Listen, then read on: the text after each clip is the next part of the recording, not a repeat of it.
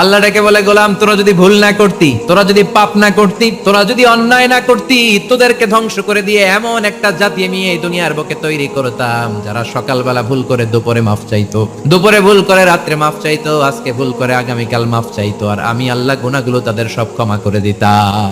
ক্ষমা করে দিতে আল্লাহর বড্ড ভালো লাগে। বান্দা আল্লাহর কাছে বারবার চাক, চোখের পানি ছাড়ুক, এটা আল্লাহ পছন্দ করে। চোখের পানির যে কত পাওয়ার আপনি কল্পনাই করতে পারবেন। অনুশোচনার চোখের পানি চোখ বেয়ে নাকের ডগা পেয়ে জমিনে পড়ার আগেই আল্লাহ এই বান্দারে মাফ করে দেয়। বিশ্বনবী ডেকে বলে, ও আমার উম্মতেরা শোনো, আল্লাহর কাছে দুনিয়ার মানুষদের দুই ফোঁটা পানি সবচেয়ে প্রিয়।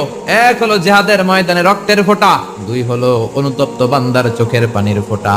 কত ভুল আপনি করেছেন, কত অন্যায় আপনি করেছেন, কত পাপ আপনার হয়েছে, কত মিথ্যা আপনি বলেছেন, কয় ওয়াক্ত নামাজ ছেড়েছেন, কয় লাখ টাকা ঘুষ খেয়েছেন, কত যৌতুক আপনি খেয়েছেন, কত মিথ্যা আপনি বলেছেন। আপনার পাপ যত বড় হোক, যত বিশাল হোক, যত বেশি হোক, আল্লাহর দয়ার পরিসীমা তার চাইতেও বড়। এজন্য আল্লাহ বললেন, ইয়া আইয়ুহাল্লাযীনা আমানু তুবু ইলাল্লাহি তাওবাতান নাসুহা।